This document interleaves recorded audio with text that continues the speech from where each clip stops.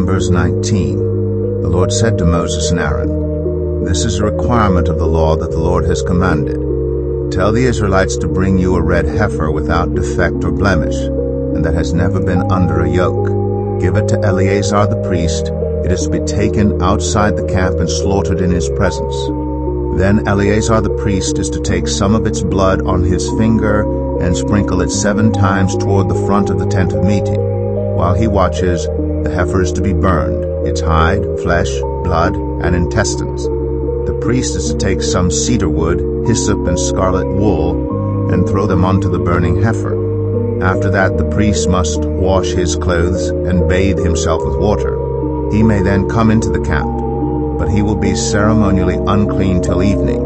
The man who burns it must also wash his clothes and bathe with water, and he too will be unclean till evening. A man who is clean shall gather up the ashes of the heifer and put them in a ceremonially clean place outside the camp. They are to be kept by the Israelite community for use in the water of cleansing. It is for purification from sin. The man who gathers up the ashes of the heifer must also wash his clothes, and he too will be unclean till evening. This will be a lasting ordinance both for the Israelites and for the foreigners residing among them. Whoever touches a human corpse will be unclean for 7 days. They must purify themselves with the water on the 3rd day, and on the 7th day, then they will be clean. But if they do not purify themselves on the 3rd and 7th days, they will not be clean. If they fail to purify themselves after touching a human corpse, they defile the Lord's tabernacle. They must be cut off from Israel. Because the water of cleansing has not been sprinkled on them, they are unclean. Their uncleanness remains on them. This is the law that applies when a person dies in a tent. Anyone who enters the tent and anyone who is in it will be unclean for 7 days. And every open container without a lid fastened on it will be unclean. Anyone out in the open who touches someone who has been killed with a sword, or someone who has died a natural death, or anyone who touches a human bone or a grave will be unclean for 7 days. For the unclean person, put some ashes from the burned purification offering into a jar and pour fresh water over them. Then a man who is ceremonially clean is to take some hyssop, dip it in the water, and sprinkle the tent and all the furnishings and the people who were there. He must also sprinkle anyone who has touched a human bone or a grave, or anyone who has been killed, or anyone who has died a natural death. The man who is clean is to sprinkle those who are unclean on the 3rd and 7th days. And on the 7th day he is to purify them. Those who are being cleansed must wash their clothes and bathe with water, and that evening they will be clean. But if those who are unclean do not purify themselves, they must be cut off from the community, because they have defiled the sanctuary of the Lord. The water of cleansing has not been sprinkled on them, and they are unclean. This is a lasting ordinance for them. The man who sprinkles the water of cleansing must also wash his clothes, and anyone who touches the water of cleansing will be unclean till evening. Anything that an unclean person touches becomes unclean, and anyone who touches it becomes unclean till evening.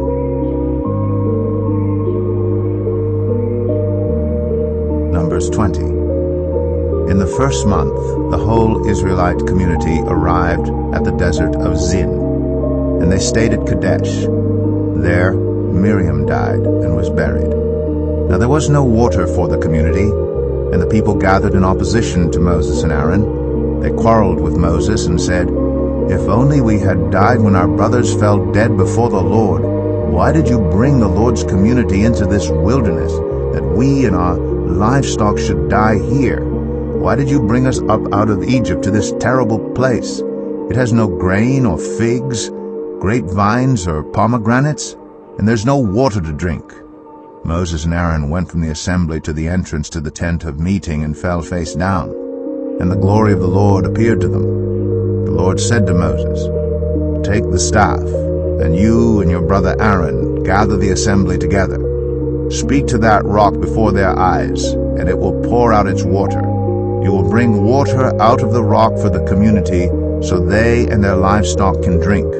So Moses took the staff from the Lord's presence, just as he commanded him.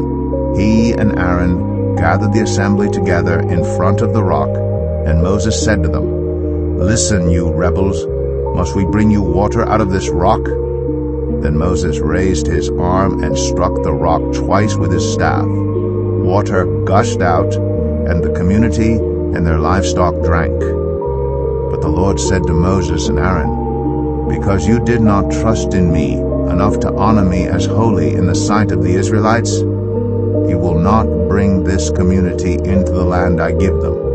These were the waters of Meribah, where the Israelites quarreled with the Lord, and where he was proved holy among them. Moses sent messengers from Kadesh to the king of Edom, saying, "This is what your brother Israel says. You know about all the hardships that have come on us. Our ancestors went down into Egypt, and we lived there many years. The Egyptians mistreated us and our ancestors, but when we cried out to the Lord, he heard our cry and sent an angel and brought us out of Egypt. Now we are here at Kadesh, a town on the edge of your territory. Please let us pass through your country. We will not go through any field or vineyard or drink water from any well. We will travel along the king's highway and not turn to the right or to the left until we have passed through your territory." But Edom answered, "You may not pass through here. If you try, we will march out and attack you with the sword." The Israelites replied, "We will go along the main road, and if we or our livestock drink any of your water, we will pay for it. We only want to pass through on foot, nothing else." Again they answered, "You may not pass through." Then Edom came out against them with a large and powerful army. Since Edom refused to let them go through their territory, Israel turned away from them. The whole Israelite community set out from Kadesh and came to Mount Hor. At Mount Hor, near the border of Edom, the Lord said to Moses and Aaron, "Aaron will be gathered to his people. He will not enter the land I give the Israelites because both of you rebelled against my command at the waters of Meribah. Get Aaron and his son Eleazar and take them up Mount Hor. Remove Aaron's garments and put them on his son Eleazar, for Aaron will be gathered to his people. He will die there." Moses did as the Lord commanded. They went up Mount Hor in the sight of the whole community. Moses removed Aaron's garments and put them on his son Eleazar, and Aaron died there on top of the mountain. Then Moses and Eleazar came down from the mountain, and when the whole community learned that Aaron had died, all the Israelites mourned for him 30 days. Numbers 21. When the Canaanite king of Arad, who lived in the Negev, heard that Israel was coming along the road to Atharim, he attacked the Israelites and captured some of them. Then Israel made this vow to the Lord, "If you will deliver these people into our hands, we will totally destroy their cities." The Lord listened to Israel's plea and gave the Canaanites over to them. They completely destroyed them and their towns. So the place was named Hormah. They traveled from Mount Hor along the route to the Red Sea to go around Edom. But the people grew impatient on the way. They spoke against God and against Moses and said, "Why have you brought us up out of Egypt to die in the wilderness? There is no bread, there is no water, and we detest this miserable food." Then the Lord sent venomous snakes among them. They bit the people, and many Israelites died. The people came to Moses and said, "We sinned when we spoke against the Lord and against you. Pray that the Lord will take the snakes away from us." So Moses prayed for the people. The Lord said to Moses, "Make a snake and put it up on a pole. Anyone who is bitten can look at it and live." So Moses made a bronze snake and put it up on a pole. Then when anyone was bitten by a snake and looked at the bronze snake, they lived. The Israelites moved on and camped at Oboth. Then they set out from Oboth and camped in Abarim, in the wilderness that faces Moab toward the sunrise. From there they moved on and camped in the Zered Valley. They set out from there and camped alongside the Arnon, which is in the wilderness extending into Amorite territory. The Arnon is the border of Moab, between Moab and the Amorites. That is why the book of the wars of the Lord says, Zahab in Suphah and the ravines, the Arnon and the slopes of the ravines that lead to the settlement of Ar and lie along the border of Moab. From there they continued on to Beer, the well where the Lord said to Moses, Gather the people together, and I will give them water. Then Israel sang this song, Spring up, O well, sing about it, about the well that the princes dug, that the nobles of the people sank, the nobles with scepters and staffs. Then they went from the wilderness to Mattanah, from Mattanah to Nahaliel, from Nahaliel to Bamoth, and from Bamoth to the valley in Moab, where the top of Pisgah overlooks the wasteland.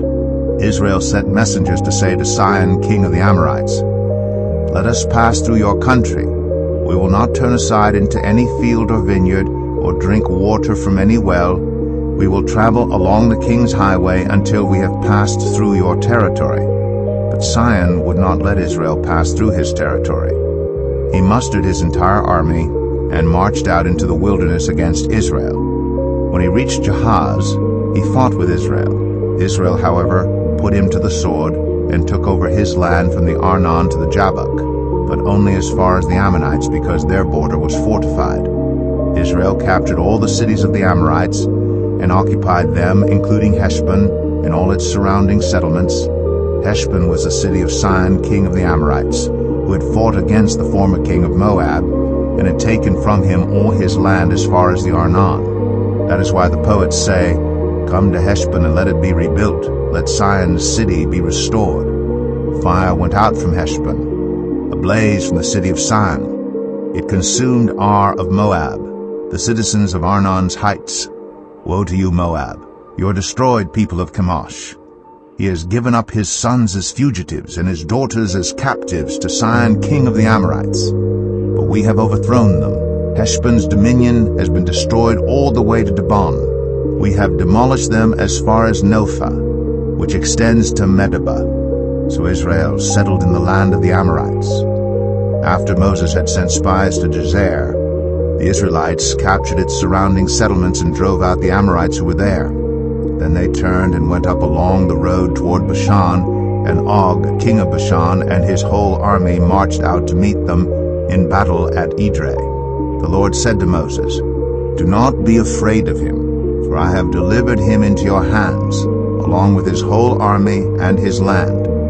Do to him what you did to Sihon, king of the Amorites, who reigned in Heshbon. So they struck him down together with his sons and his whole army, leaving them no survivors, and they took possession of his land.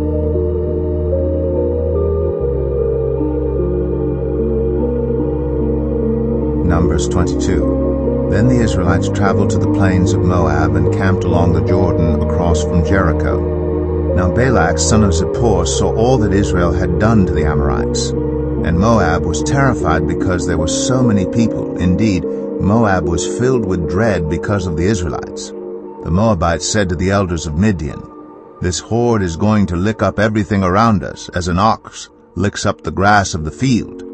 So Balak, son of Zippor, who was king of Moab at that time, sent messengers to summon Balaam, son of Beor, who was at Pethor, near the Euphrates River, in his native land. Balak said, A people has come out of Egypt. They cover the face of the land and have settled next to me. Now come and put a curse on these people, because they are too powerful for me.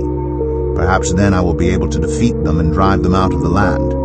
For I know that whoever you bless is blessed, and whoever you curse is cursed. The elders of Moab and Midian left, taking with them the fee for divination. When they came to Balaam, they told him what Balak had said. Spend the night here, Balaam said to them, and I will report back to you with the answer the Lord gives me. So the Moabite officials stayed with him. God came to Balaam and asked, Who are these men with you? Balaam said to God, Balak, son of Zippor, king of Moab, sent me this message. A people that has come out of Egypt covers the face of the land. Now come and put a curse on them for me. Perhaps then I will be able to fight them and drive them away. But God said to Balaam, Do not go with them. You must not put a curse on those people, because they are blessed. The next morning Balaam got up and said to Balak's officials, "Go back to your own country, for the Lord has refused to let me go with you." So the Moabite officials returned to Balak and said, "Balaam refused to come with us." Then Balak sent other officials, more numerous and more distinguished than the first. They came to Balaam and said, "This is what Balak, son of Zippor, says. Do not let anything keep you from coming to me, because I will reward you handsomely and do whatever you say. Come and put a curse on these people for me." But Balaam answered them, "Even if Balak gave me all the silver and gold in his palace, I could not do anything great or small to go beyond the command of the Lord my God. Now spend the night here so that I can find out what else the Lord will tell me." That night God came to Balaam and said, "Since these men have come to summon you, go with them, but do only what I tell you." Balaam got up in the morning, saddled his donkey, and went with the Moabite officials. But God was very angry when he went, and the angel of the Lord stood in the road to oppose him. Balaam was riding on his donkey, and his 2 servants were with him. When the donkey saw the angel of the Lord standing in the road with a drawn sword in his hand, it turned off the road into a field. Balaam beat it to get it back on the road. Then the angel of the Lord stood in a narrow path through the vineyards, with walls on both sides. When the donkey saw the angel of the Lord, it pressed close to the wall, crushing Balaam's foot against it. So he beat the donkey again. Then the angel of the Lord moved on ahead and stood in a narrow place where there was no room to turn, either to the right or to the left. When the donkey saw the angel of the Lord, it lay down under Balaam, and he was angry and beat it with his staff. Then the Lord opened the donkey's mouth, and it said to Balaam, "What have I done to you to make you beat me these 3 times?" Balaam answered the donkey, "You have made a fool of me. If only I had a sword in my hand, I would kill you right now." The donkey said to Balaam, "Am I not your own donkey, which you have always ridden to this day? Have I been in the habit of doing this to you?" "No," he said. Then the Lord opened Balaam's eyes, and he saw the angel of the Lord standing in the road with his sword drawn. So he bowed low and fell face down. The angel of the Lord asked him, "Why have you beaten your donkey these 3 times? I have come here to oppose you because your path is a reckless one before me.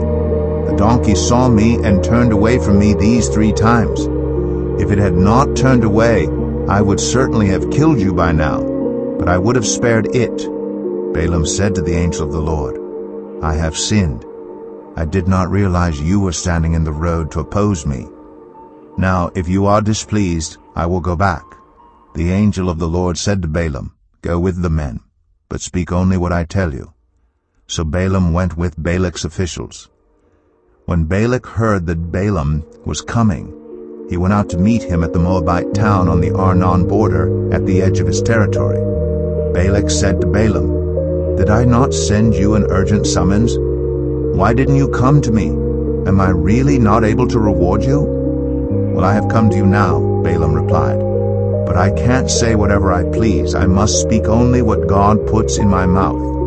Then Balaam went with Balak to Kiriath-Huzoth. Balak sacrificed cattle and sheep, and gave some to Balaam and the officials who were with him.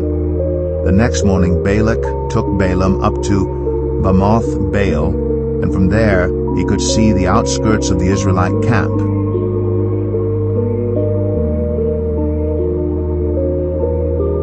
Numbers 23. Balaam said, "Build me 7 altars here, and prepare 7 bulls and 7 rams for me." Balak did as Balaam said, and the 2 of them offered a bull and a ram on each altar. Then Balaam said to Balak, "Stay here beside your offering while I go aside. Perhaps the Lord will come to meet with me. Whatever he reveals to me, I will tell you." Then he went off to a barren height. God met with him, and Balaam said, "I have prepared 7 altars, and on each altar I have offered a bull and a ram." The Lord put a word in Balaam's mouth and said, "Go back to Balak and give him this word. So he went back to him and found him standing beside his offering with all the Moabite officials. Then Balaam spoke his message. Balak brought me from Aram, the king of Moab from the eastern mountains. Come, he said, curse Jacob for me. Come, denounce Israel. How can I curse those whom God has not cursed? How can I denounce those whom the Lord has not denounced? From the rocky peaks I see them. From the heights I view them. I see a people who live apart and do not consider themselves one of the nations. Who can count the dust of Jacob, or number even a fourth of Israel? Let me die the death of the righteous, and may my final end be like theirs. Balak said to Balaam, What have you done to me? I brought you to curse my enemies, but you have done nothing but bless them. He answered, Must I not speak what the Lord puts in my mouth? Then Balak said to him, Come with me to another place where you can see them. You will not see them all, but only the outskirts of their camp, and from there curse them for me. So he took him to the field of Zophim on the top of Pisgah, and there he built 7 altars and offered a bull and a ram on each altar. Balaam said to Balak, Stay here beside your offering while I meet with him over there. The Lord met with Balaam and put a word in his mouth and said, Go back to Balak and give him this word. So he went to him and found him standing beside his offering with the Moabite officials. Balak asked him, What did the Lord say? Then he spoke his message. Arise, Balak, and listen. Hear me, son of Zippor. God is not human, that he should lie, not a human being, that he should change his mind. Does he speak and then not act? Does he promise and not fulfill? I have received a command to bless. He has blessed, and I cannot change it. No misfortune is seen in Jacob, no misery observed in Israel. The Lord their God is with them. The shout of the king is among them. God brought them out of Egypt. They have the strength of a wild ox. There is no divination against Jacob, no evil omens against Israel. It will now be said of Jacob and of Israel, See what God has done. The people rise like a lioness. They rouse themselves like a lion that does not rest till it devours its prey and drinks the blood of its victims. Then Balak said to Balaam, Neither curse them at all nor bless them at all. Balaam answered, Did I not tell you I must do whatever the Lord says? Then Balak said to Balaam, Come, let me take you to another place. Perhaps it will please God to let you curse them for me from there. And Balak took Balaam to the top of Peor, overlooking the wasteland. Balaam said, Build me 7 altars here, and prepare 7 bulls and 7 rams for me. Balak did as Balaam had said, and offered a bull and a ram on each altar. Numbers 24. Now when Balaam saw that it pleased the Lord to bless Israel, he did not resort to divination as at other times, but turned his face toward the wilderness. When Balaam looked out and saw Israel encamped tribe by tribe, the Spirit of God came on him, and he spoke his message. The prophecy of Balaam son of Beor, the prophecy of one whose eye sees clearly, the prophecy of one who hears the words of God, who sees a vision from the Almighty, who falls prostrate, and whose eyes are opened. How beautiful are your tents, Jacob, your dwelling places, Israel. Like valleys they spread out, like gardens beside a river, like aloes planted by the Lord, like cedars beside the waters. Water will flow from their buckets, their seed will have abundant water. Their king will be greater than Agag, their kingdom will be exalted. God brought them out of Egypt. They have the strength of a wild ox. They devour hostile nations and break their bones in pieces. With their arrows they pierce them. Like a lion they crouch and lie down, like a lioness who dares to rouse them. May those who bless you be blessed, and those who curse you be cursed. Then Balak's anger burned against Balaam. He struck his hands together and said to him, I summoned you to curse my enemies, but you have blessed them these 3 times. Now leave at once and go home. I said I would reward you handsomely. but the Lord has kept you from being rewarded."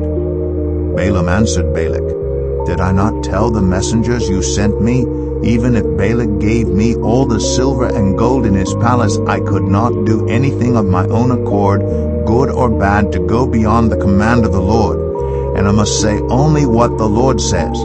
Now I am going back to my people, but come, let me warn you of what this people will do to your people in days to come." Then he spoke his message. The prophecy of Balaam son of Beor, the prophecy of one whose eye sees clearly, the prophecy of one who hears the words of God, who has knowledge from the Most High, who sees a vision from the Almighty, who falls prostrate, and whose eyes are opened. I see him, but not now. I behold him, but not near. A star will come out of Jacob, a scepter will rise out of Israel. He will crush the foreheads of Moab, the skulls of all the people of Sheth. Edom will be conquered, Seir his enemy will be conquered, but Israel will grow strong. A ruler will come out of Jacob and destroy the survivors of the city.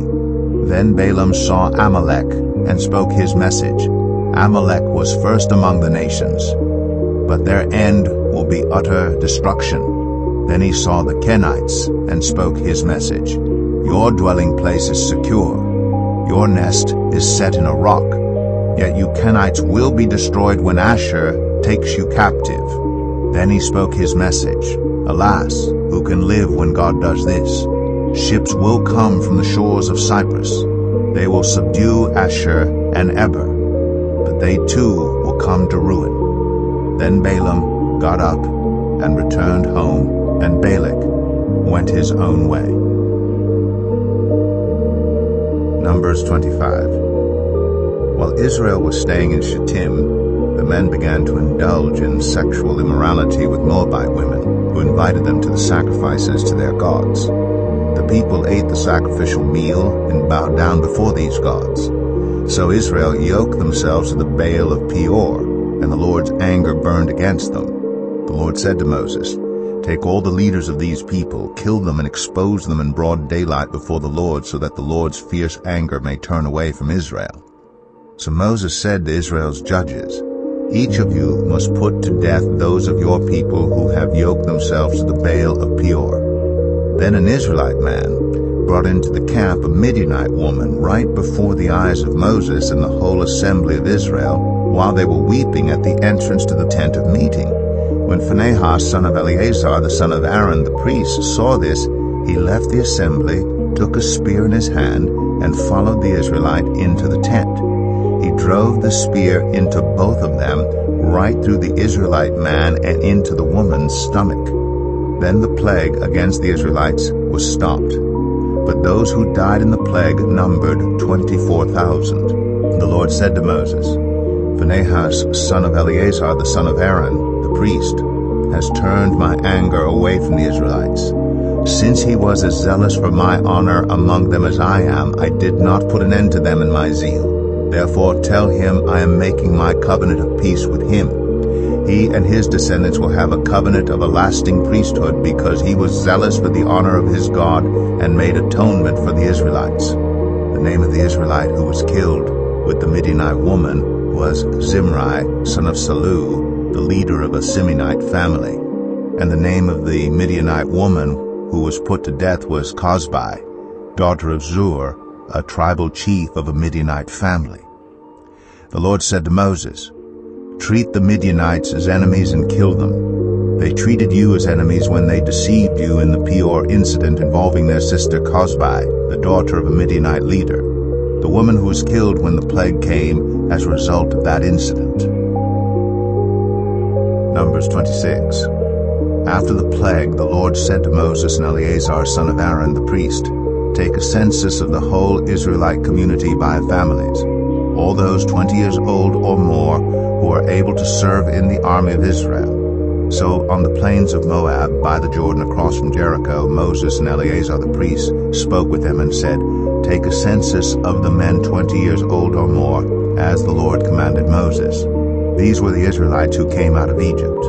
The descendants of Reuben, the firstborn son of Israel, were, through Hanok, the Hanokite clan, through Palu, the Paluite clan, through Hezron, the Hezronite clan, through Carmite, the Carmite clan. These were the clans of Reuben. Those numbered were 43,730.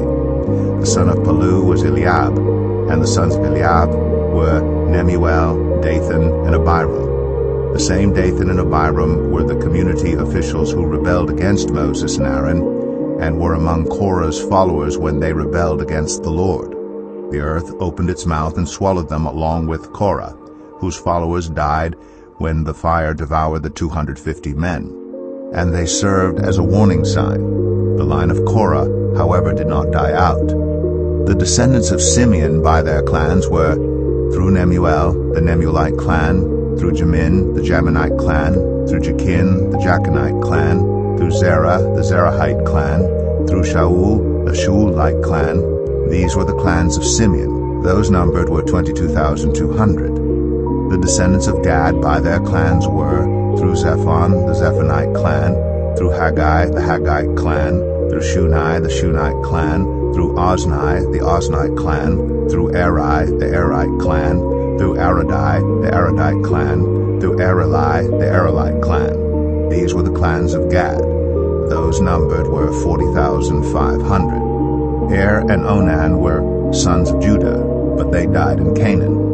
The descendants of Judah by their clans were through Shelah, the Shelonite clan, through Perez, the Perizzite clan, through Zerah, the Zerahite clan. The descendants of Perez were through Hezron, the Hezronite clan, through Hamal, the Hamalite clan. These were the clans of Judah. Those numbered were 76,500. The descendants of Issachar by their clans were through Tola, the Tolaite clan, through Puah, the Puite clan, through Jeshub, the Jeshubite clan, through Shimron, the Shimronite clan. These were the clans of Issachar. Those numbered were 64,300. The descendants of Zebulun by their clans were through Sered, the Seredite clan, through Elon, the Elonite clan, through Jaliel, the Jaleelite clan. These were the clans of Zebulun. Those numbered were 60,500. The descendants of Joseph by their clans through Manasseh and Ephraim were the descendants of Manasseh through Machir, the Machirite clan. Machir was the father of Gilead. Through Gilead, the Gileadite clan. These were the descendants of Gilead. Through Aiezer, the Aizerite clan. Through Helek, the Helekite clan. Through Azriel, the Azrielite clan. Through Shechem, the Shechemite clan. Through Shemida, the Shemidite clan. Through Hepher, the Hepherite clan. Zelophehad, son of Hepher, had no sons, he had only daughters, whose names were Mahlah, Noah, Hoglah, Milcah, and Tirzah. These were the clans of Manasseh. Those numbered were 52,700. These were the descendants of Ephraim by their clans. Through Shuthelah, the Shuthelahite clan. Through Becher, the Becherite clan. Through Tahan, the Tahanite clan. These were the descendants of Shuthelah. Through Iran, the Iranite clan. These were the clans of Ephraim. Those numbered were 32,500. These were the descendants of Joseph by their clans. The descendants of Benjamin by their clans were through Bela, the Belaite clan, through Ashbel, the Ashbelite clan, through Ahiram, the Ahiramite clan, through Shupham, the Shuphamite clan, through Hupham, the Huphamite clan. The descendants of Bela through Ard and Naaman were through Ard, the Ardite clan, through Naaman, the Naamite clan. These were the clans of Benjamin. Those numbered were 45,600. These were the descendants of Dan by their clans. Through Shuham, the Shuhamite clan. These were the clans of Dan. All of them were Shuhamite clans, and those numbered were 64,400. The descendants of Asher by their clans were through Imnah, the Imnite clan, through Ishvi, the Ishvite clan, through Beriah, the Berite clan, and through the descendants of Beriah, through Heber, the Heberite clan, through Malkiel, the Malkielite clan. Asher had a daughter named Sarah. These were the clans of Asher. Those numbered were 53,400. The descendants of Naphtali by their clans were through Jaziel, the Jazielite clan, through Gunai, the Gunite clan, through Jezer, the Jezerite clan, through Shillem, the Shillemite clan. These were the clans of Naphtali. Those numbered were 45,400. The total number of the men of Israel was 601,730. The Lord said to Moses, "The land is to be allotted to them as an inheritance based on the number of names. To a larger group give a larger inheritance, and to a smaller group a smaller one. Each is to receive its inheritance according to the number of those listed. Be sure that the land is distributed by lot. What each group inherits will be according to the names for its ancestral tribe. Each inheritance is to be distributed by lot among the larger and smaller groups." These were the Levites who were counted by their clans. Through Gershon, the Gershonite clan. Through Kohath, the Kohathite clan. Through Merari, the Merarite clan. These also were Levite clans: the Libnite clan, the Hebronite clan, the Malite clan, the Mushite clan, the Korahite clan. Kohath was the forefather of Amram. The name of Amram's wife was Jochebed, a descendant of Levi, who was born to the Levites in Egypt. To Amram she bore Aaron, Moses, and their sister Miriam.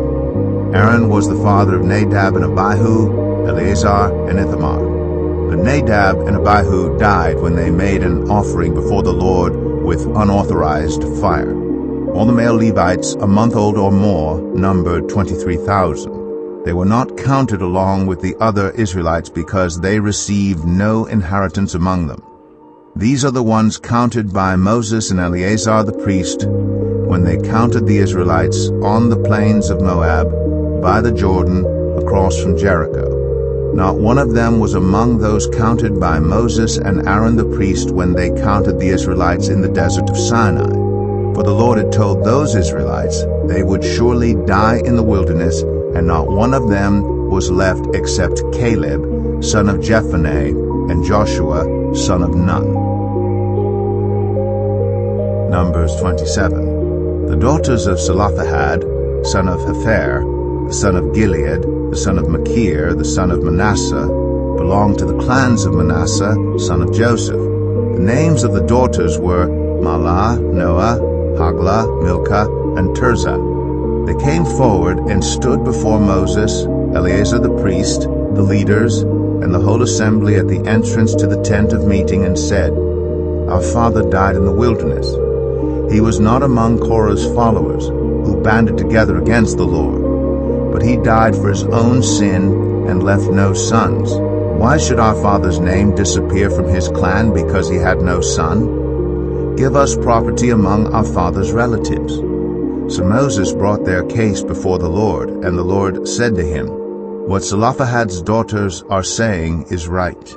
You must certainly give them property as an inheritance among their father's relatives, and give their father's inheritance to them. Say to the Israelites, if a man dies and leaves no son, give his inheritance to his daughter. If he has no daughter, give his inheritance to his brothers. If he has no brothers, give his inheritance to his father's brothers. If his father had no brothers, give his inheritance to the nearest relative in his clan, that he may possess it. This is to have the force of law for the Israelites, as the Lord commanded Moses." Then the Lord said to Moses, "Go up to this mountain in the Abarim range, and see the land I have given the Israelites. After you have seen it, you too will be gathered to your people, as your brother Aaron was. For when the community rebelled at the waters in the desert of Zin, both of you disobeyed my command to honor me as holy before their eyes. These were the waters of Meribah Kadesh in the desert of Zin. Moses said to the Lord, May the Lord, the God who gives breath to all living things, appoint someone over this community to go out and come in before them, one who will lead them out and bring them in. So the Lord's people will not be like sheep without a shepherd." So the Lord said to Moses, "Take Joshua son of Nun, a man in whom is the spirit of leadership, and lay your hand on him. Have him stand before Eleazar the priest and the entire assembly, and commission him in their presence. Give him some of your authority so the whole Israelite community will obey him. He is to stand before Eleazar the priest, who will obtain decisions for him by inquiring of the Urim before the Lord, At his command, he and the entire community of the Israelites will go out, and at his command, they will come in. Moses did as the Lord commanded him. He took Joshua and had him stand before Eleazar the priest and the whole assembly. Then he laid his hands on him and commissioned him, as the Lord instructed through Moses. Numbers 28. The Lord said to Moses, "Give this command to the Israelites and say to them, Make sure that you present to me at the appointed time my food offerings as an aroma pleasing to me. Say to them, This is the food offering you are to present to the Lord, 2 lambs a year old without defect, as a regular burnt offering each day. Offer 1 lamb in the morning and the other at twilight, together with the grain offering of 1/10 of an ephah of the finest flour, mixed with 1/4 of a hin of oil from pressed olives. This is the regular burnt offering instituted at Mount Sinai as a pleasing aroma, a food offering presented to the Lord. The accompanying drink offering is to be 1/4 of a hin of fermented drink with each lamb. Pour out the drink offering to the Lord at the sanctuary. Offer the 2nd lamb at twilight, along with the same kind of grain offering and drink offering that you offer in the morning. This is a food offering, an aroma pleasing to the Lord. On the Sabbath day, make an offering of 2 lambs, a year old without defect, together with its drink offering, and a grain offering of 2/10 of an ephah of the finest flour mixed with olive oil. This is the burnt offering for every Sabbath, in addition to the regular burnt offering and its drink offering. On the 1st of every month, present to the Lord a burnt offering of 2 young bulls, 1 ram, and 7 male lambs a year old, all without defect. With each bull there is to be a grain offering of 3/10 of an ephah of the finest flour mixed with oil. With the ram, a grain offering of 2/10 of an ephah of the finest flour mixed with oil. And with each lamb, a grain offering of 1/10 of an ephah of the finest flour mixed with oil. This is for a burnt offering, a pleasing aroma, a food offering presented to the Lord. With each bull there is to be a drink offering of 1/2 hin of wine. With the ram, 1/3 of a hin, and with each lamb 1/4 of a hin. This is the monthly burnt offering to be made at each new moon during the year. Besides the regular burnt offering with its drink offering, 1 male goat is to be presented to the Lord as a sin offering. On the 14th day of the 1st month, the Lord's Passover is to be held. On the 15th day of this month there is to be a festival. For 7 days eat bread made without yeast. On the 1st day hold a sacred assembly and do no regular work. Present to the Lord a food offering consisting of a burnt offering of 2 young bulls, 1 ram, and 7 male lambs a year old, all without defect. With each bull offer a grain offering of 3/10 of an ephah of the finest flour mixed with oil. With the ram 2/10, and with each of the 7 lambs 1/10. Include 1 male goat as a sin offering to make atonement for you. Offer these in addition to the regular morning burnt offering. In this way, present the food offering every day for 7 days as an aroma pleasing to the Lord. It is to be offered in addition to the regular burnt offering and its drink offering. On the 7th day hold a sacred assembly and do no regular work. On the day of first fruits, when you present to the Lord an offering of new grain during the festival of weeks, hold a sacred assembly and do no regular work. Present a burnt offering of 2 young bulls, 1 ram, and 7 male lambs a year old as an aroma pleasing to the Lord. With each bull there is to be a grain offering of 3/10 of an ephah of the finest flour mixed with oil, with the ram 2/10, and with each of the 7 lambs 1/10. Include 1 male goat to make atonement for you. Offer these together with their drink offerings, in addition to the regular burnt offering and its grain offering. Be sure the animals are without defect. Numbers 29. On the 1st day of the 7th month, hold a sacred assembly and do no regular work. It is a day for you to sound the trumpets. As an aroma pleasing to the Lord, offer a burnt offering of 1 young bull, 1 ram, and 7 male lambs a year old, all without defect. With the bull, offer a grain offering of 3/10 of an ephah of the finest flour mixed with olive oil. With the ram 2/10, and with each of the 7 lambs 1/10. Include 1 male goat as a sin offering to make atonement for you. These are in addition to the monthly and daily burnt offerings with their grain offerings and drink offerings as specified. They are food offerings presented to the Lord, a pleasing aroma. On the 10th day of this 7th month, hold a sacred assembly. You must deny yourselves and do no work. Present as an aroma pleasing to the Lord a burnt offering of 1 young bull, 1 ram, and 7 male lambs a year old, all without defect. With the bull, offer a grain offering of 3/10 of an ephah of the finest flour mixed with oil. With the ram, 2/10, and with each of the 7 lambs, 1/10. Include 1 male goat as a sin offering, in addition to the sin offering for atonement and the regular burnt offering, with its grain offering and their drink offerings. On the 15th day of the 7th month, hold a sacred assembly and do no regular work. Celebrate a festival to the Lord for 7 days. Present as an aroma pleasing to the Lord a food offering, consisting of a burnt offering of 13 young bulls, 2 rams, and 14 male lambs a year old, all without defect. With each of the 13 bulls, offer a grain offering of 3/10 of an ephah of the finest flour mixed with oil. With each of the 2 rams, 2/10, and with each of the 14 lambs, 1/10. Include 1 male goat as a sin offering, in addition to the regular burnt offering with its grain offering and drink offering. On the 2nd day, offer 12 young bulls, 2 rams, and 14 male lambs a year old, all without defect. With the bulls, rams, and lambs, offer their grain offerings and drink offerings, according to the number specified. Include 1 male goat as a sin offering, in addition to the regular burnt offering with its grain offering and their drink offerings. On the 3rd day, offer 11 bulls, 2 rams, and 14 male lambs a year old, all without defect. With the bulls, rams, and lambs, offer their grain offerings and drink offerings according to the number specified. Include 1 male goat as a sin offering, in addition to the regular burnt offering with its grain offering and drink offering. On the 4th day, offer 10 bulls, 2 rams, and 14 male lambs a year old, all without defect. With the bulls, rams, and lambs, offer their grain offerings and drink offerings according to the number specified. Include 1 male goat as a sin offering, in addition to the regular burnt offering with its grain offering and drink offering. On the 5th day, offer 9 bulls, 2 rams, and 14 male lambs a year old, all without defect. With the bulls, rams, and lambs, offer their grain offerings and drink offerings according to the number specified. Include 1 male goat as a sin offering, in addition to the regular burnt offering with its grain offering and drink offering.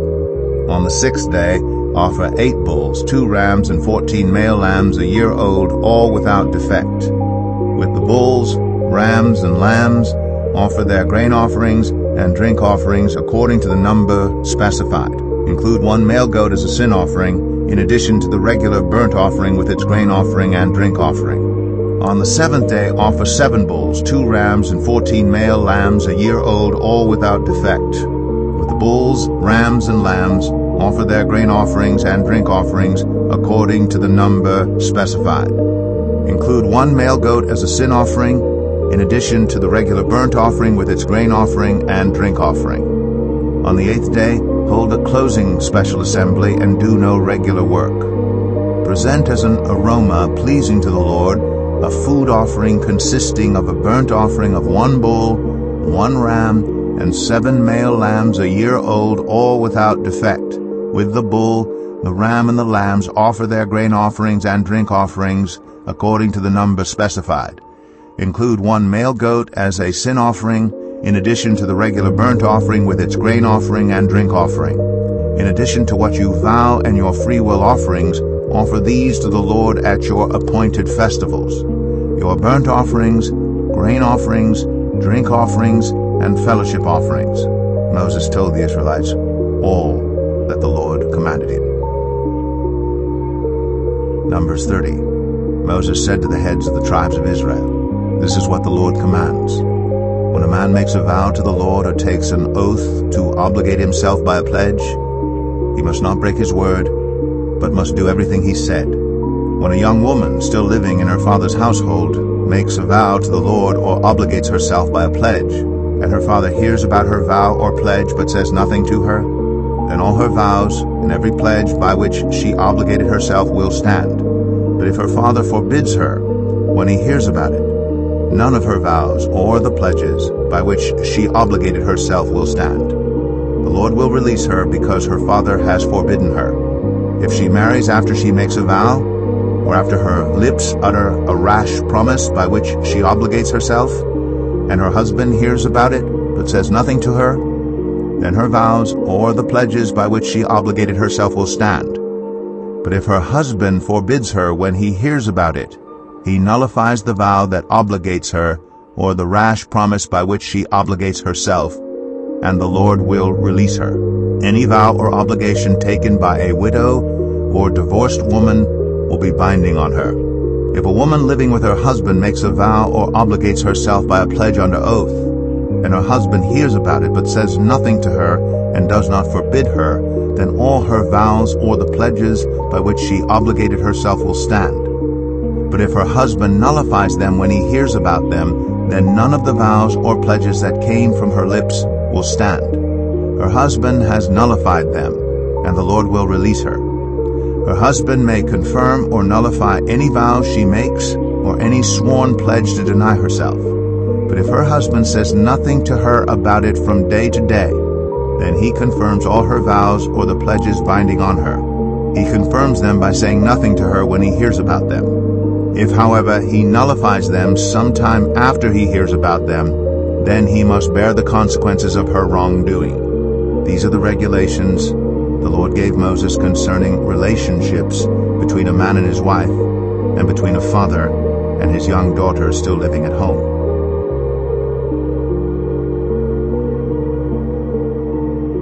Numbers 31. The Lord said to Moses, "Take vengeance on the Midianites for the Israelites. After that, you will be gathered to your people."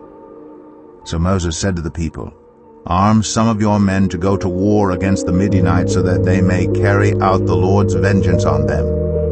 Send into battle 1,000 men from each of the tribes of Israel." So 12,000 men armed for battle.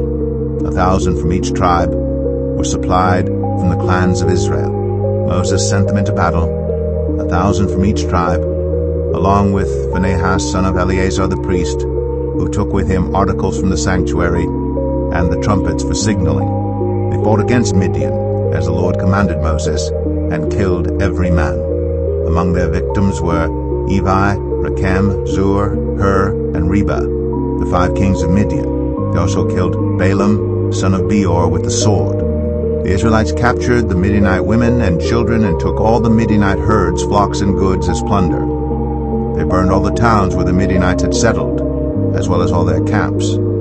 They took all the plunder and spoils, including the people and animals, and brought the captives, spoils, and plunder to Moses and Eleazar the priest, and the Israelite assembly, at their camp on the plains of Moab, by the Jordan, across from Jericho. Moses, Eleazar the priest, and all the leaders of the community went to meet them outside the camp.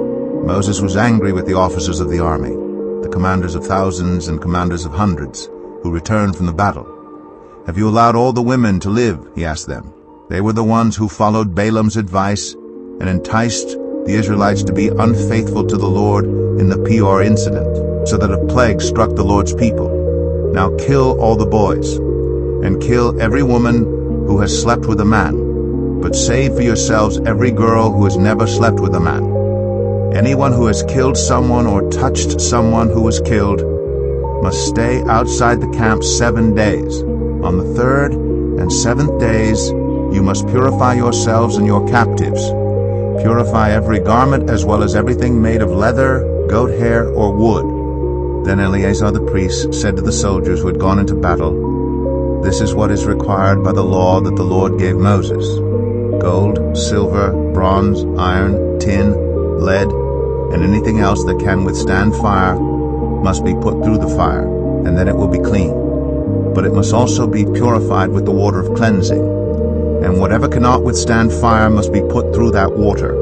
On the 7th day wash your clothes, and you will be clean. Then you may come into the camp." The Lord said to Moses, "You and Eleazar the priest and the family heads of the community are to count all the people and animals that were captured.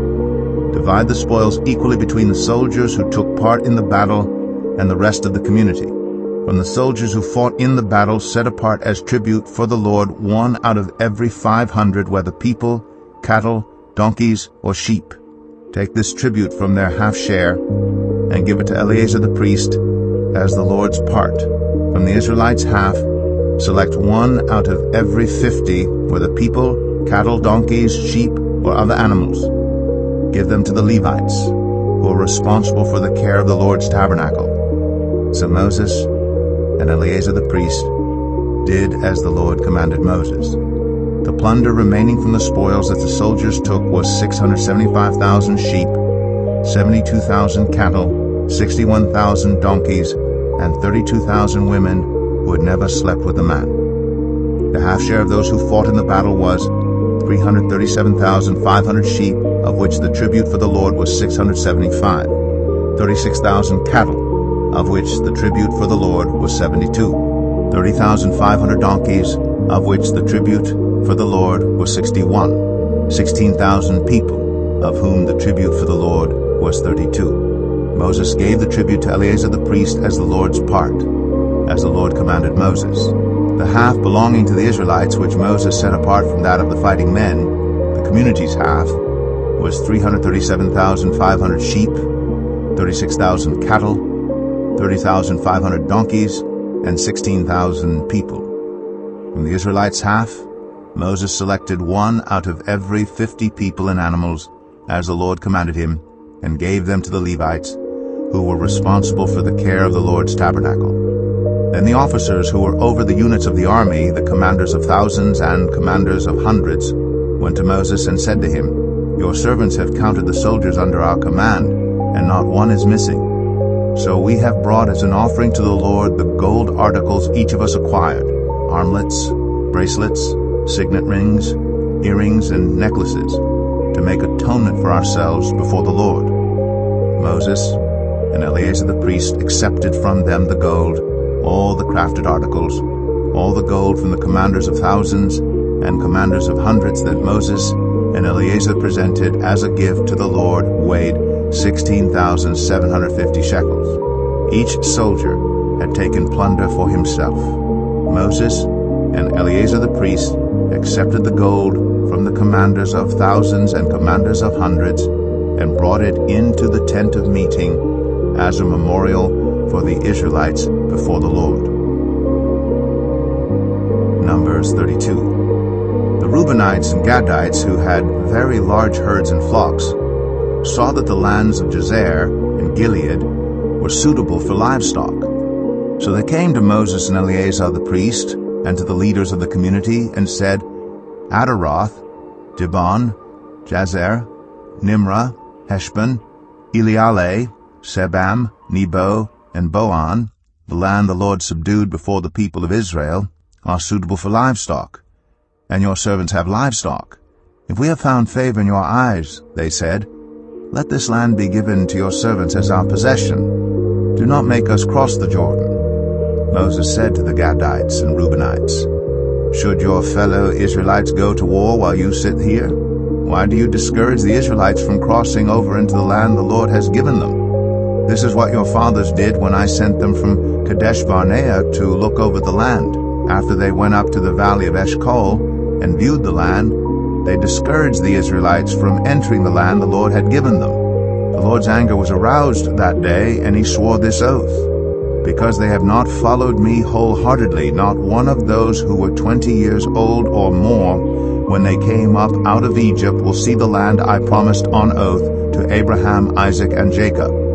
Not one except Caleb, son of Jephunneh, the Kenizzite, and Joshua, son of Nun, for they followed the Lord wholeheartedly. The Lord's anger burned against Israel, and he made them wander in the wilderness 40 years until the whole generation of those who had done evil in his sight was gone. And here you are, a brood of sinners, standing in the place of your fathers and making the Lord even more angry with Israel. If you turn away from following him, he will again leave all this people in the wilderness, and you will be the cause of their destruction." Then they came up to him and said, "We would like to build pens here for our livestock and cities for our women and children. but we will arm ourselves for battle and go ahead of the Israelites until we have brought them to their place. Meanwhile, our women and children will live in fortified cities for protection from the inhabitants of the land. We will not return to our homes until each of the Israelites has received their inheritance. We will not receive any inheritance with them on the other side of the Jordan, because our inheritance has come to us on the east side of the Jordan." Then Moses said to them, "If you will do this, if you will arm yourselves before the Lord for battle, and if all of you who are armed cross over the Jordan before the Lord until he has driven his enemies out before him, then when the land is subdued before the Lord, you may return and be free from your obligation to the Lord and to Israel, and this land will be your possession before the Lord. But if you fail to do this, you will be sinning against the Lord, and you may be sure that your sin will find you out. Build cities for your women and children, and pens for your flocks, but do what you have promised." The Gadites and Reubenites said to Moses, "We, your servants, will do as our Lord commands. Our children and wives, our flocks and herds, will remain here in the cities of Gilead. But your servants, every man who is armed for battle, will cross over to fight before the Lord, just as our Lord says." Then Moses gave orders about them to Eleazar the priest and Joshua son of Nun, and to the family heads of the Israelite tribes. He said to them, "If the Gadites and Reubenites, every man armed for battle, cross over the Jordan with you before the Lord, then when the land is subdued before you, you must give them the land of Gilead as their possession. But if they do not cross over with you armed, they must accept their possession with you in Canaan." The Gadites and Reubenites answered, "Your servants will do what the Lord has said. We will cross over before the Lord into Canaan armed, but the property we inherit will be on this side of the Jordan." Then Moses gave to the Gadites, the Reubenites, and the half-tribe of Manasseh, son of Joseph, the kingdom of Sihon, king of the Amorites, and the kingdom of Og, king of Bashan, the whole land with its cities and the territory around them. The Gadites built up Dibon, Adaroth, Aroer, Atroth, Shofan, Jazer, Jogbehah, Beth Nimrah, and Beth Haran as fortified cities, and built pens for their flocks. And the Reubenites rebuilt Heshbon, Elealeh, and Kiriathaim, as well as Nebo and Baal-meon. These names were changed, and Sibmah. They gave names to the cities they rebuilt. The descendants of Machir, son of Manasseh, went to Gilead, captured it, and drove out the Amorites who were there. So Moses gave Gilead to the Machirites, the descendants of Manasseh, and they settled there. Jair, a descendant of Manasseh, captured their settlements and called them Havoth Jair, and Nobah captured Kenath and its surrounding settlements and called it Nobah after himself. Numbers 33. Here are the stages in the journey of the Israelites when they came out of Egypt by divisions under the leadership of Moses and Aaron. At the Lord's command, Moses recorded the stages in their journey. This is their journey by stages. The Israelites set out from Ramses on the 15th day of the first month, the day after the Passover. They marched out defiantly in full view of all the Egyptians, who were burying all their firstborn whom the Lord had struck down among them. For the Lord had brought judgment on their gods. The Israelites left Ramses and camped at Succoth. They left Succoth and camped at Etham on the edge of the desert. They left Etham, turned back to Pi-Hahiroth to the east of Baal-Zephon, and camped near Migdol. They left Pi-Hahiroth and passed through the sea into the desert. And when they had traveled for 3 days in the desert of Etham, they camped at Marah. They left Marah and went to Elim, where there were 12 springs and 70 palm trees, and they camped there. They left Elim and camped by the Red Sea. They left the Red Sea and camped in the desert of Sin. They left the desert of Sin and camped at Dophkah. They left Dophkah and camped at Alush. They left Alush and camped at Rephidim, where there was no water for the people to drink. They left Rephidim and camped in the desert of Sinai. They left the desert of Sinai and camped at Kibroth Hattaavah. They left Kibroth Hattaavah and camped at Hazeroth. They left Hazeroth and camped at Rithmah. They left Rithmah and camped at Rimmon Perez. They left Rimmon Perez and camped at Libnah. They left Libnah and camped at Rissa. They left Rissa and camped at Kehelatha. They left Kehelatha and camped at Mount Shepher. They left Mount Shepher and camped at Haradah. They left Haradah and camped at Makheloth. They left Makheloth and camped at Tahath. They left Tahath and camped at Terah. They left Terah and camped at Mithkah. They left Mithkah and camped at Hashmanah. They left Hashmanah and camped at Moseroth. They left Moseroth and camped at Bnei Jakan. They left Bnei Jakan and camped at Hor Haggidgad. They left Hor Haggidgad and camped at Jotbatha. They left Jotbatha and camped at Abrona. They left Abrona and camped at Ezion-Geber. They left Ezion-Geber and camped at Kadesh in the desert of Zin. They left Kadesh and camped at Mount Hor on the border of Edom. At the Lord's command, Aaron the priest went up Mount Hor, where he died on the first day of the 5th month of the 40th year after the Israelites came out of Egypt. Aaron was 123 years old when he died on Mount Hor. The Canaanite king of Arad, who lived in the Negev of Canaan, heard that the Israelites were coming. They left Mount Hor and camped at Zalmanah. They left Zalmanah and camped at Punon. They left Punon and camped at Oboth. They left Oboth and camped at Ayi Abarim on the border of Moab. They left Ayi Abarim and camped at Dibon Gad. They left Dibon Gad and camped at Almon Diblathaim. They left Almon Diblathaim and camped in the mountains of Abarim near Nebo. They left the mountains of Abarim and camped on the plains of Moab by the Jordan across from Jericho. There on the plains of Moab they camped along the Jordan from Beth Jeshemeth to Abel Shittim. On the plains of Moab by the Jordan across from Jericho, the Lord said to Moses, "Speak to the Israelites and say to them, when you cross the Jordan into Canaan, drive out all the inhabitants of the land before you. Destroy all their carved images and their cast idols, and demolish all their high places. Take possession of the land and settle in it, for I have given you the land to possess. Distribute the land by lot according to your clans. To a larger group give a larger inheritance, and to a smaller group a smaller one.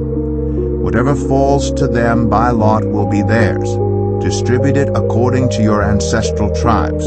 But if you do not drive out the inhabitants of the land, those you allow to remain will become barbs in your eyes and thorns in your sides. They will give you trouble in the land where you will live. And then I will do to you what I plan to do to them." Numbers 34. The Lord said to Moses, "Command the Israelites and say to them, when you enter Canaan, the land that will be allotted to you as an inheritance is to have these boundaries. Your southern side will include some of the desert of Zin, along the border of Edom. Your southern boundary will start in the east from the southern end of the Dead Sea, cross south of Scorpion Pass, continue on to Zin, and go south of Kadesh Barnea. Then it will go to Hazar Adar and over to Asmon, where it will turn, join the Wadi of Egypt, and end at the Mediterranean Sea. Your western boundary will be the coast of the Mediterranean Sea. This will be your boundary on the west. For your northern boundary, run a line from the Mediterranean Sea to Mount Hor, and from Mount Hor to Lebo Hamath. Then the boundary will go to Zedad, continue to Ziphron, and end at Hazar Enan. This will be your boundary on the north. For your eastern boundary, run a line from Hazar Enan to Shepham. The boundary will go down from Shepham to Riblah on the east side of Ain, and continue along the slopes east of the Sea of Galilee. Then the boundary will go down along the Jordan and end at the Dead Sea. This will be your land with its boundaries on every side." Moses commanded the Israelites, "Assign this land by lot as an inheritance. The Lord has ordered that it be given to the 9.5 tribes, because the families of the tribe of Reuben, the tribe of Gad, and the half-tribe of Manasseh have received their inheritance. These 2.5 tribes have received their inheritance east of the Jordan, across from Jericho toward the sunrise. The Lord said to Moses, "These are the names of the men who are to assign the land for you as an inheritance: Eleazar the priest and Joshua son of Nun, and appoint one leader from each tribe to help assign the land. These are their names: Caleb, son of Jephunneh, from the tribe of Judah; Shemuel, son of Ammihud, from the tribe of Simeon; Elidad, son of Kislon, from the tribe of Benjamin; Bukai, son of Joglai, the leader from the tribe of Dan; Haniel, son of Ephod, the leader from the tribe of Manasseh, son of Joseph; Kemuel, son of Shiftan, the leader from the tribe of Ephraim, son of Joseph; Elizaphan, son of Parnak, the leader from the tribe of Zebulun; Paltiel, son of Azan, the leader from the tribe of Issachar; Ahihud, son of Shalomai, the leader from the tribe of Asher; Pedahel, son of Ammihud, the leader from the tribe of Naphtali. These are the men the Lord commanded to assign the inheritance to the Israelites in the land of Canaan." Numbers 35. On the plains of Moab by the Jordan across from Jericho, the Lord said to Moses, "Command the Israelites to give the Levites towns to live in from the inheritance the Israelites will possess, and give them pasture lands around the towns. Then they will have towns to live in and pasture lands for the cattle they own and all their other animals. The pasture lands around the towns that you give the Levites will extend 1,000 cubits from the town wall. Outside the town measure 2,000 cubits on the east side, 2,000 on the south side, and 2,000 on the west, and 2,000 on the north, with the town in the center. They will have this area as pasture land for the towns. 6 of the towns you give the Levites will be cities of refuge, to which a person who has killed someone may flee. In addition, give them 42 other towns. In all, you must give the Levites 48 towns together with their pasture lands. The towns you give the Levites from the land the Israelites possess are to be given in proportion to the inheritance of each tribe. Take many towns from a tribe that has many, but few from one that has few." Then the Lord said to Moses, "Speak to the Israelites and say to them, when you cross the Jordan to Canaan, select some towns to be your cities of refuge, to which a person who has killed someone accidentally may flee. They will be places of refuge from the avenger, so that anyone accused of murder may not die before they stand trial before the assembly. These 6 towns you give will be your cities of refuge. Give 3 on this side of the Jordan, and 3 in Canaan as cities of refuge. These 6 towns will be a place of refuge for Israelites and for foreigners residing among them, so that anyone who has killed another accidentally can flee there. If anyone strikes someone a fatal blow with an iron object, that person is a murderer. The murderer is to be put to death. Or if anyone is holding a stone and strikes someone a fatal blow with it, that person is a murderer. The murderer is to be put to death. Or if anyone is holding a wooden object and strikes someone a fatal blow with it, that person is a murderer. The murderer is to be put to death. The avenger of blood shall put the murderer to death. When the avenger comes upon the murderer, the avenger shall put the murderer to death. If anyone with malice aforethought shoves another or throws something at them intentionally so that they die, or if out of enmity one person hits another with their fist so that the other dies, that person is to be put to death. That person is a murderer. The avenger of blood shall put the murderer to death when they meet. But if without enmity someone suddenly pushes another or throws something at them unintentionally, or without seeing them, drops on them a stone heavy enough to kill them, and they die, then since that other person was not an enemy and no harm was intended, the assembly must judge between the accused and the avenger of blood according to these regulations. The assembly must protect the one accused of murder from the avenger of blood and send the accused back to the city of refuge to which they fled. The accused must stay there until the death of the high priest, who was anointed with the holy oil. But if the accused ever goes outside the limits of the city of refuge to which they fled, and the avenger of blood finds them outside the city, the avenger of blood may kill the accused without being guilty of murder. The accused must stay in the city of refuge until the death of the high priest, Only after the death of the high priest may they return to their own property. This is to have the force of law for you throughout the generations to come, wherever you live. Anyone who kills a person is to be put to death as a murderer only on the testimony of witnesses, but no one is to be put to death on the testimony of only one witness. Do not accept a ransom for the life of a murderer who deserves to die. They are to be put to death. Do not accept a ransom for anyone who has fled to a city of refuge and so allow them to go back and live on their own land before the death of the high priest. Do not pollute the land where you are. Bloodshed pollutes the land.